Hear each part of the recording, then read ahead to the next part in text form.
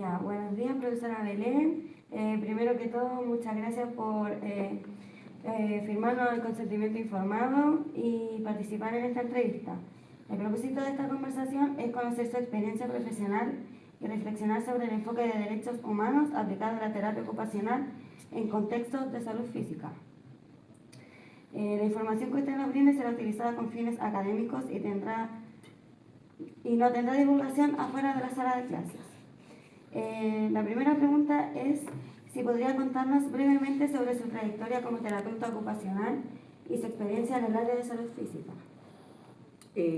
Claro. Hola, chiquilla. Llevo ya como trayectoria de terapeuta ocupacional ejerciendo como terapeuta hace 10 años, 11 años mejor dicho, por lo menos de los 11 años, 10 años en salud física y principalmente en un centro comunitario de rehabilitación física en atención primaria, en APS. Es más o menos, ¿por cierto?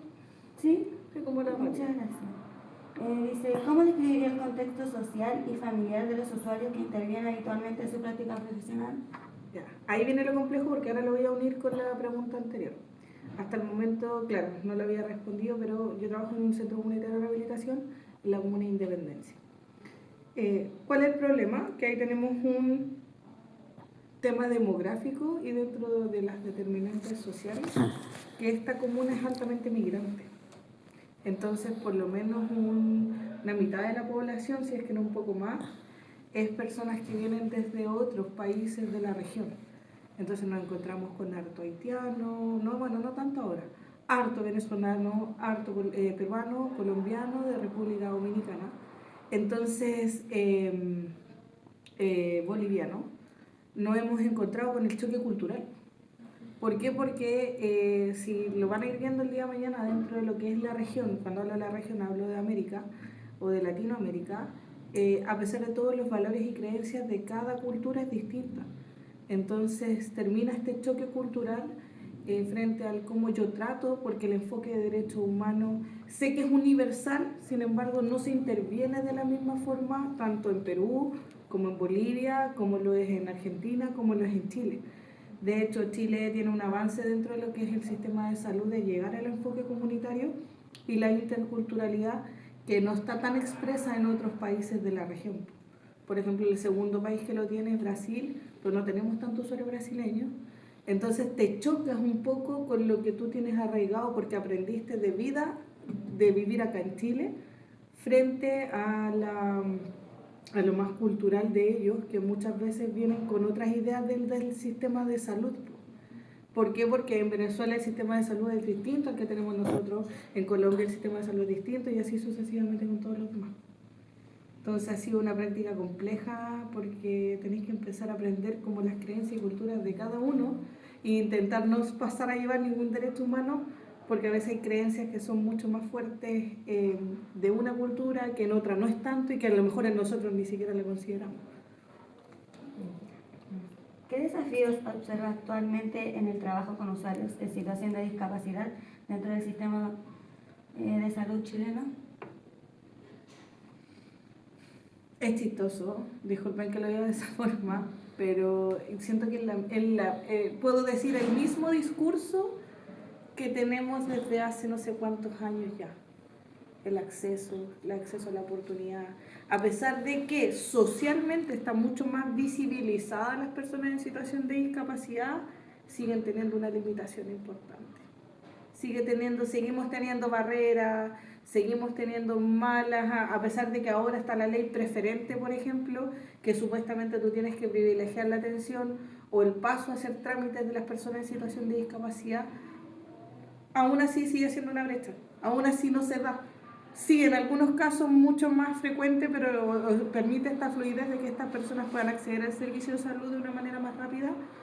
Por lo menos donde yo trabajo en la comuna sigue siendo igual porque es tan alta la demanda que ya no podéis priorizar, así como que priorizo a la persona en situación de discapacidad o al adulto mayor de 90 años o a la mujer tal vez que está con un embarazo ya avanzado. Son las tres prioridades, entonces hay tanta persona de ese tipo de características que está súper complejo de generar a lo mejor una línea de trabajo puramente para las personas en situación de discapacidad o para el adulto mayor o para los demás. Entonces siguen siendo las barreras de la sociedad, sigue siendo esa lucha en el acceso. Ya. ¿De qué manera considera que el enfoque de derechos humanos influye en la atención de personas con discapacidad física o limitaciones funcionales? Porque intentamos generar la igualdad de condiciones. Entonces, no porque tenga una situación de discapacidad física y voy a sumar a lo mejor de salud mental o cognitiva, deberíamos entregar una atención distinta. Eso yo creo. Sí creo que es necesaria tal vez la atención preferente netamente por las complejidades que conlleva de repente poder ir al sistema de salud, a tener una hora o a acceder a alguna prestación en salud. Es mucho más complejo, tal vez un poquito más dificultoso para ellos, pero el haber empezado a instaurar el modelo de derechos humanos en el sistema mucho más fuertemente ha permitido que estas personas puedan acceder, como decía yo, bajo la ley que salió hace poco de la ley preferente, donde ellos tienen el acceso.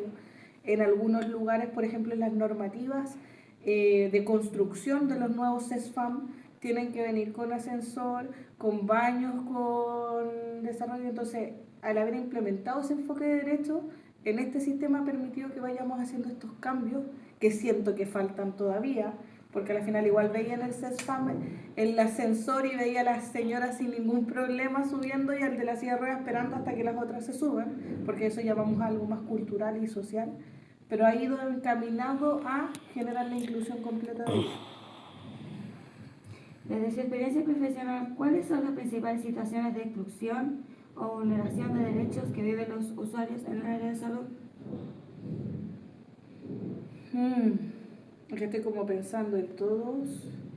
Es que ahí me pasa, a ver, yo creo que esto lo quede claro, que nos está pasando a nosotros a nivel comunal, que estamos, entre comillas, sobrevendidos el sistema de salud.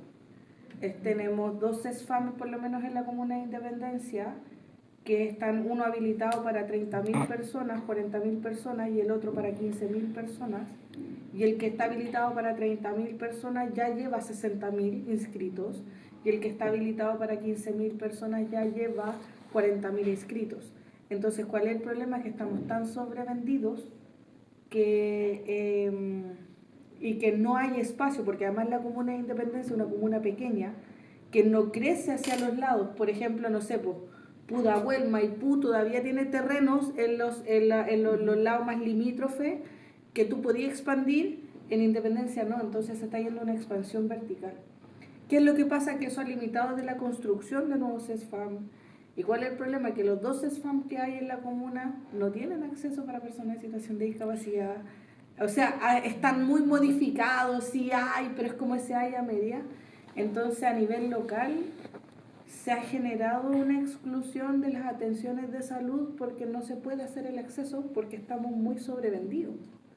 No sé, pues por ejemplo en la comuna todavía no se puede llegar al llamado telefónico en la mañana para poder pedir hora al médico y ni siquiera se ha hecho la exclusión para la inclusión para las personas solo en situación de discapacidad, sino que la persona en situación de discapacidad tiene que levantarse a las 4 o 5 de la mañana, ir a esperar a la fila de afuera, ¿cachai? Pero es porque no es que no queramos en general, sino es que no nos da. Es como ya está tan sobrepasado en lo que es salud que nos da para poder hacer esa preferencia que probablemente tal vez en un CESFAM de la comuna de Las Condes tengan el acceso y libertad porque a lo mejor no están tan sobrevendidos como eso. Entonces yo diría el acceso a las prestaciones, pero netamente porque no, en mi comuna no se puede hacer más. Es como eso. ¿Cómo se promueve la autonomía y participación ocupacional de los usuarios dentro del proceso de rehabilitación física? Primero hay que hablar de una motivación desde lo emocional. Para poder generar una autonomía o una independencia también hay que generar este cambio de pensamiento de cómo yo me visualizo y esta autoeficacia que yo tengo frente al desempeño. Entonces lo primero es generar el apoyo de ese lado para después pasar a la toma de decisiones. ¿En qué sentido? Como que si la gente te dice, pucha, es que tengo que ir a una hora médico, vaya, háganlo, inténtalo, tienes que ir a este lado, los guiamos en los procesos, dónde tienen que consultar, dónde tienen que hablar, pero ahí me pasa que yo a lo mejor puede ser un poco frío y la gente me lo ha dicho a veces, pero es como, pero ahora es tu decisión, ahora tú te lo tienes que hacer. Yo te estoy ayudando, yo te estoy diciendo que tenéis que ir a la oficina X a hablar con X persona para que podamos hacer esto, pero necesito que tú lo hagas.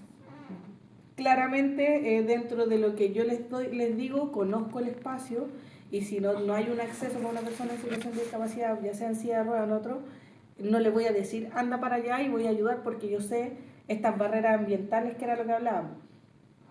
Pero cuando conozco el terreno y conozco que la persona podría ir sola porque puede acceder, porque hay un ascensor o porque hay algo, que la barrera arquitectónica no es una limitancia, yo les digo, sí, hagan esto, háganlo ustedes. Y muévanse ustedes, es tu decisión, no, es tu salud, no es la mía. Pero yo te estoy ayudando a caminar con tu salud. Y así es como lo fomento un poquito para que también vayan.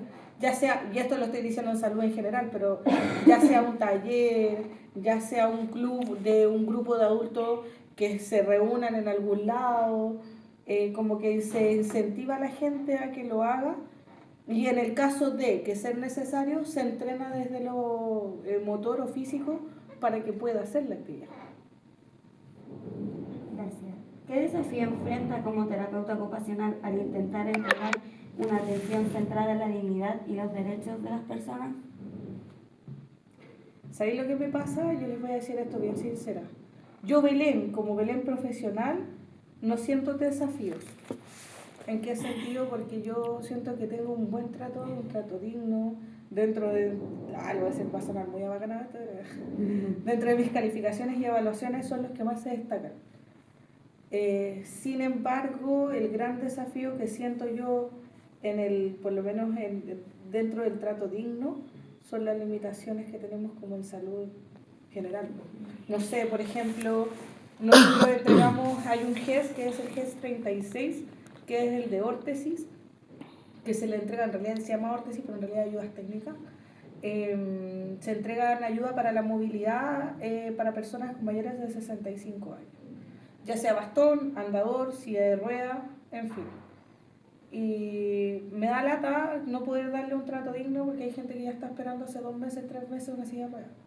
Entonces no la podéis mover a la señora o al caballero para que vaya a su hora al colegio, o sea, o al CESFAM o al taller que quiere porque no tiene una silla de ruedas. Entonces eso no es tan digno. Y ese es como el gran desafío. Pero ¿cuál es el problema? Que se escapa de lo que uno puede hacer como simple suché del CESFAM. Como la última, como dijimos el otro, nosotros, entre comillas, hasta el momento tengo ahí su mezcla, pero somos el último eslabón de la cadena. Entonces, eso es como la gran rabia que tiene uno, porque te gustaría hacer más cosas, pero es como... No está bajo su control. No está bajo nuestro control.